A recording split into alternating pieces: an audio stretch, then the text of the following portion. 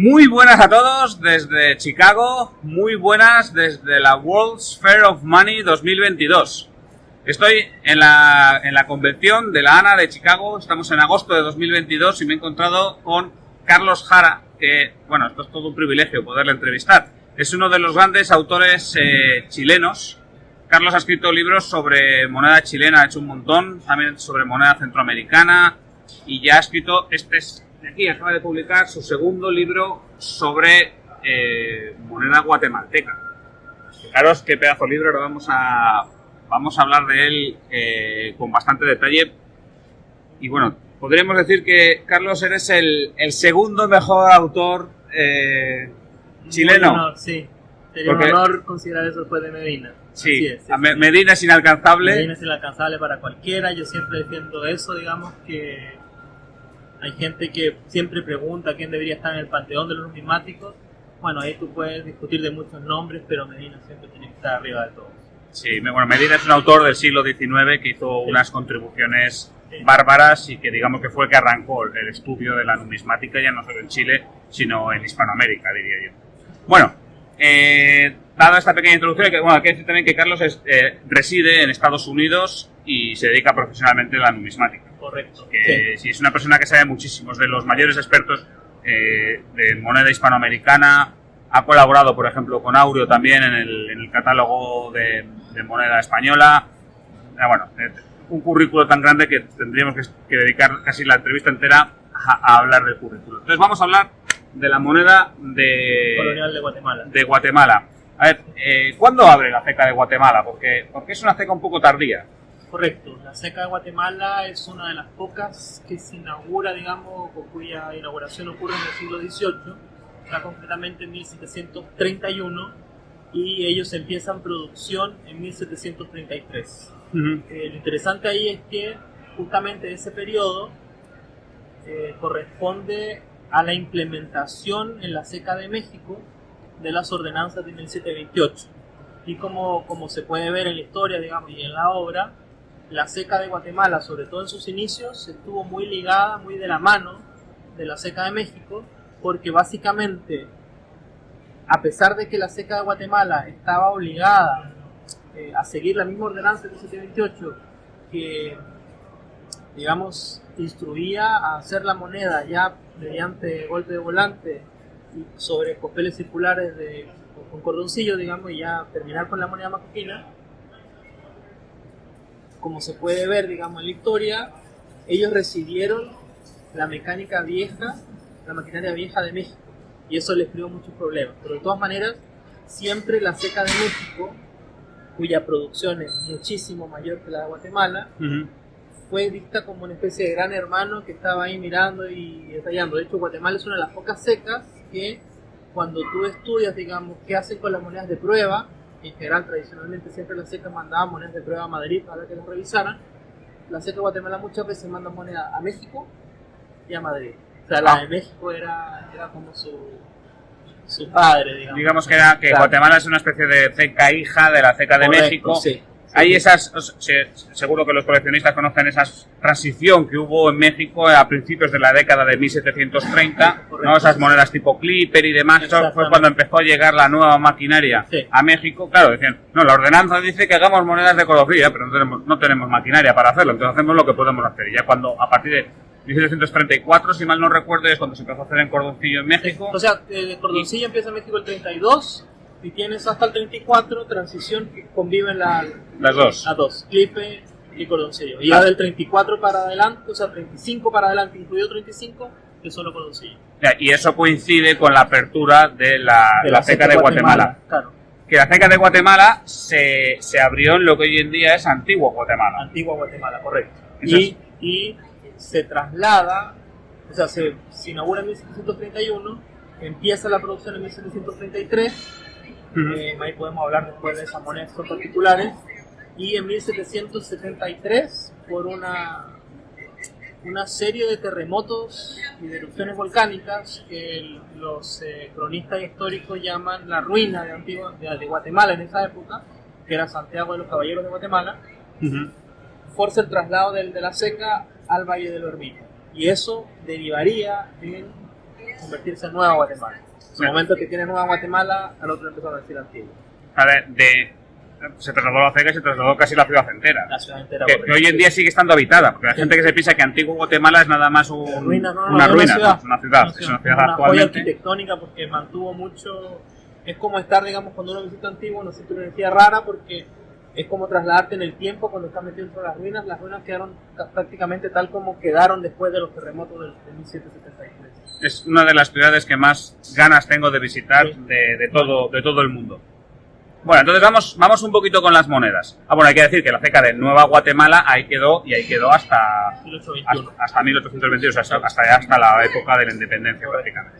Bueno, entonces, vamos con las monedas. ¿Qué tipos de monedas hicieron inicialmente? Bueno, en inicialmente, Guatemala? digamos, la moneda de Guatemala es una moneda híbrida, porque si bien su diseño es el diseño columnario en las de plata y de busto, digamos, en las de oro, siguiendo a cabalidad las ordenanzas de 1728, inicialmente hasta 1754 se hacen a martillo. Ya. Y esto hace, sobre todo para las monedas de plata, los 2 primeros días de producción se intenta hacer moneda circular de plata con cordoncillo para martillo. Después de 2 días, el director de la Casa de Moneda, que era José Eustaquio de León, que había sido ensayador en la Ceca de México, entonces ahí ves también cómo sigue la influencia, le escribe a las autoridades, digamos, y le pide autorización, para la redundancia, para empezar a acuñar la moneda de plata en papel irregular. Y esa es la que se conoce, porque la de 1733 sobre papel irregular es rarísima. O sea, ¿existe algún ejemplar a día de hoy? sí, ahí se ven. Aquí están reproducidos, vamos a verlo. Ahí están reproducidos la única que se conoce de 8 reales, una de 5 de medio real y una de 4 de 4 real. Esa moneda bien rara. Bueno, pues impresionante. Yo esto no sabía que existían estas monedas hasta que no lo he visto en el libro, la verdad. Entonces, esto, digamos, después de los primeros 2 días, se empieza a hacer moneda ya irregular, que es lo que todo el mundo conoce como macaco de Guatemala, que es así.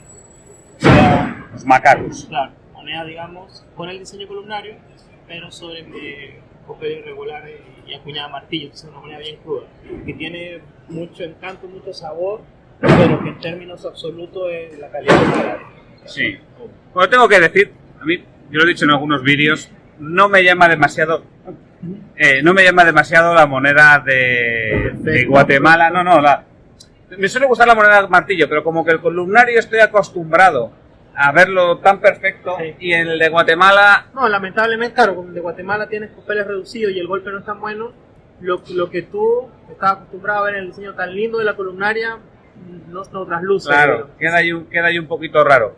Y bueno, eso se acuñó en plata, pero también se empezó a acuñar en oro relativamente mira, pronto. Oro se acuñó, y esto es algo que la gente no sabe porque son monedas demasiado raras, desde 1733 hasta 1754 se acuñaron, salvo en 1746, que no hubo acuñación de oro todos los años, y todas las denominaciones de un escudo a 8 escudos.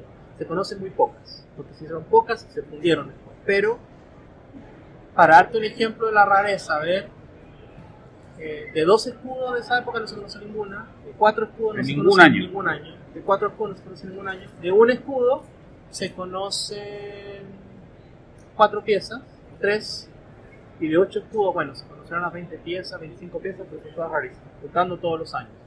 Otra cosa, por ejemplo, también que te puedo dar, uno de los conocedores más grandes de moneda hispanoamericana o indiana, como le llamo yo, de Estados Unidos, cuando ocurrió la subasta de áureo de Caballero de las Indias, Ahí había 3 onzas, me parece. había una onza del 34, y había una onza del 50, y había una pequeñita del 1751 de un escudo. Ahí, él se dio cuenta por primera vez en su vida que la moneda de oro, bien acuñada a martillo, pero sobre circular, tiene cordoncillo. O sea, seguía perfectamente la ordenanza 1728, pero eso es algo que él nunca se había dado cuenta porque nunca había tenido uno en la mano. Y esto es un tipo que te digo que ha manejado mucho de material. Eso te ilustra un poco de lo que es la rareza de estas piezas. Bueno, entonces ahí coleccionar oro guatemalteco de esta primera etapa me parece a mí que es bastante complicado. Es ilusorio, es complicado, pero Bueno, Así es, así quizá alguna persona con bolsillo, porque, Sí. a ver, cada una de estas piezas... Bolsillo, contactos, paciencia. Sí, pues a lo mejor te puedes hacer con alguna, Sí, digamos, correcto, y sí. ya está. Sí. Vale, entonces, ahí vamos a ir ya hacia la ceca de Nueva Guatemala, digamos, ahí hubo un lapsus de tiempo, ¿no?, donde no se acuñó en ningún lado, porque claro, entre que hay que trasladar, ya no la ceca, hay que trasladar la ciudad entera, hay que entender que es una ciudad en absoluta ruina. Sí, correcto. Entonces, la moneda de Bustos se instaura en Guatemala en 1772.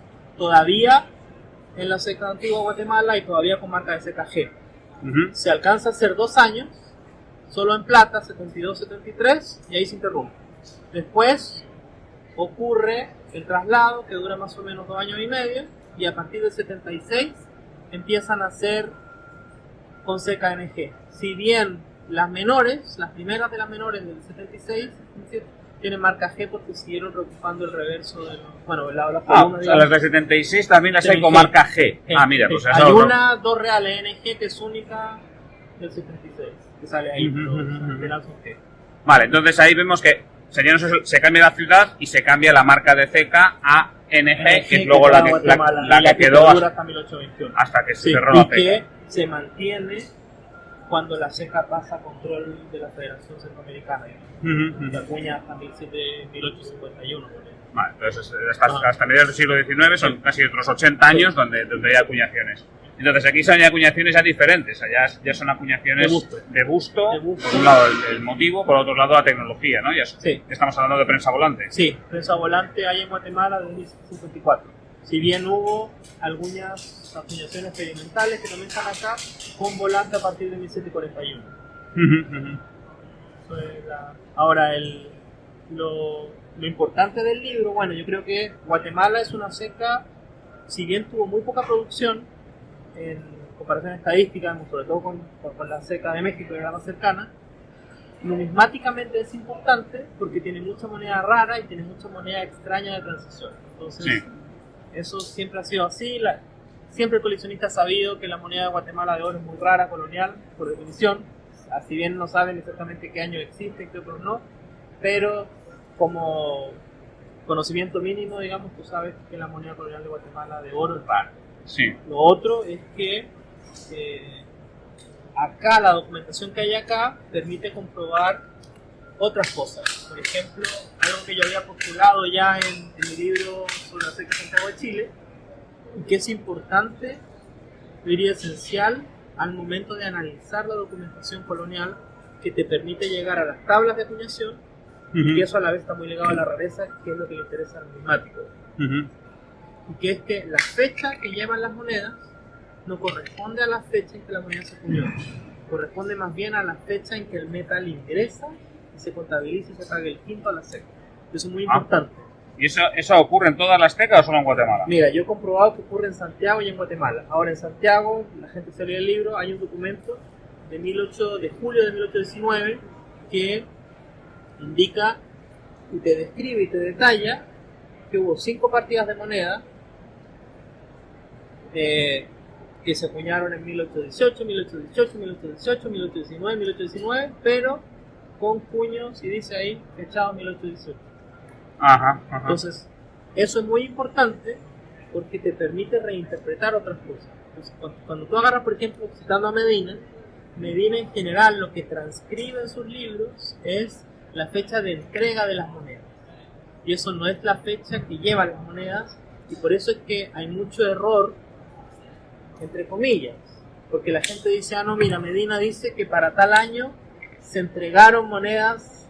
Por ejemplo, en Santiago de Chile, que se habían entregado monedas colombianas en 1772, no, se entregaron, pero tenían fecha 1770, que sí existe.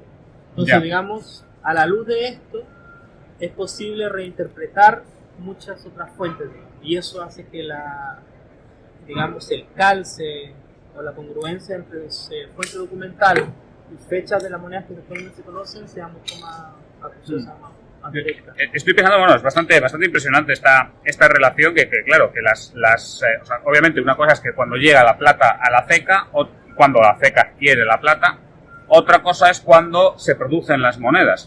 Claro, lo que estoy pensando es que a lo mejor eso ocurre en cecas con una acuñación más esporádica como Chile y Guatemala, cuando otras cecas más grandes, como pues México, Lima, Potosí, ¿no? O sea, donde hay una acuñación mucho más continua, claro, ahí se acuñaba todos los días. Y yo me imagino que el mercader lo que quería era que según llegase la plata, rápido, recibir la moneda lo más rápido posible. Yo creo que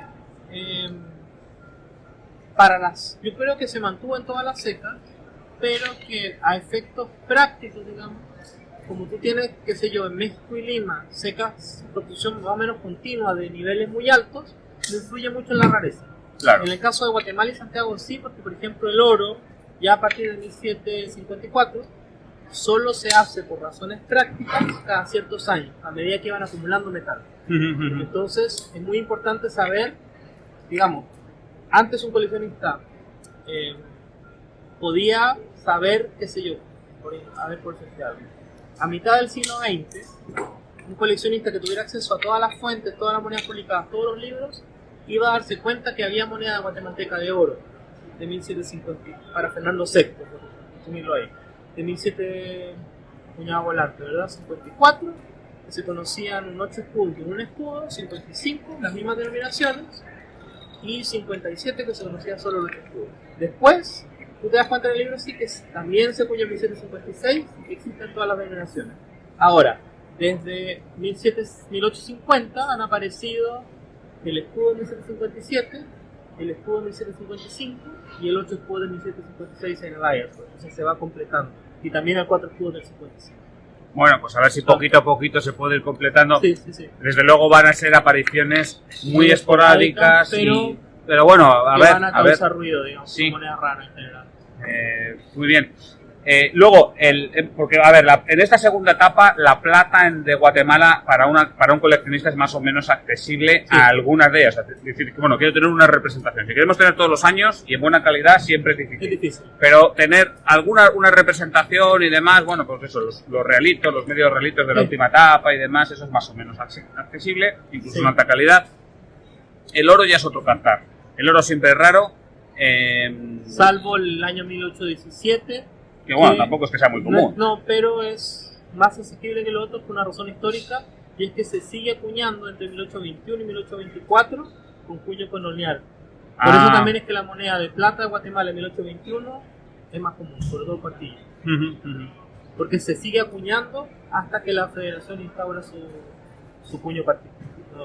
Sí, hace su propio diseño. Eso ocurrió yo diría que en Santiago todas, ¿no? También. Sí, en Santiago y en Potosí, en Lima también, y en Popayán y en Bogotá, así que esto que yo recuerdo así de... por razones prácticas. Sí, bueno, había que acuñar y pues acuñar con lo que tienes y ya está. Bueno, ya te voy a poner en compromiso. Entonces, ¿te gusta más la ceca de Santiago o la ceca de Guatemala? Santiago. Santiago. Sí, siempre la sangre tira más. Claro, es tu ciudad, ¿no? Muy bien. Bueno, pues otro día hablamos de la ceca de Santiago. Yo creo que con ahora este libro, quien quiera saber sobre moneda de Guatemala, yo creo que este es la referencia y va a ser la referencia. La verdad es que...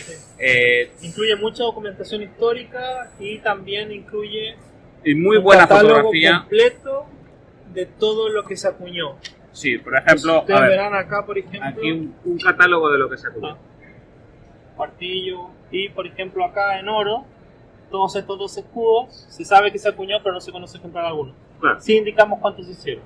Hay documentación, claro. O sea, se llega hasta donde se llega, ¿no? Sí. Y ahí tú ves, por ejemplo, bueno, porque es raro, mira cuántos se hicieron. Sí, claro, aquí dicen, el dos escudos de 1756 se acuñaron 7 ejemplares. Claro. Y claro, pues de los 7 ejemplares que se acuñaron, los más que no existan, pues ninguno a día de hoy, obviamente. Y otro, pues mira, del 61 se acuñaron 9 ejemplares. Entonces, bueno, pues un trabajo bárbaro el que ha hecho Carlos Jara con este libro. Para comprarlo desde... Dos opciones. De Estados Unidos todavía no hemos podido llegar a España, ojalá pronto se pueda distribuir ahí, probablemente a través de audio, calculo yo. En Estados Unidos sí me pueden contactar a mí, que mi Instagram es @numismática_americana, o a Daniel Sedgwick, que es un comerciante bien establecido también, que él también lo está distribuyendo acá. Muy bien, yo pondré los enlaces tanto del Instagram de Carlos Jara como de Sedgwick, los pondré en la descripción de este vídeo y entonces ya pues cualquiera puede acceder. El coste son $350 más envío, sí. $350 más envío, pero os aseguro que al menos pesa. Sí. Tiene muy buen papel, tiene muy buena fotografía y yo creo que esto va a ser... Es una labor de amor, digamos, porque también este libro lo hice en coautoría con don Carlos Pais, que es un coleccionista muy muy avanzado y generoso de moneda guatemalteca, y que solo, digamos, su apoyo permitió que este libro y la producción y la impresión, la calidad de las fotos esté a nivel sobresaliente. Lo digo por experiencia propia porque de todos los libros que he escrito, que son más de 10, este es con creces el que mejor presentación tiene. Y puedo decir, digamos, sin miedo a la autorreferencia, pero conociendo otras publicaciones de numismática que se han hecho, esto es de lo mejorcito que ha salido en cuanto a producción en los últimos 30 años. Fácilmente. Bueno, pues nada, yo creo, Carlos, que nos podemos despedir y nada, pues desde Chicago Próximo, sí. hasta la próxima. Un saludo. Hasta luego. Hasta pronto. A todos de tu blog.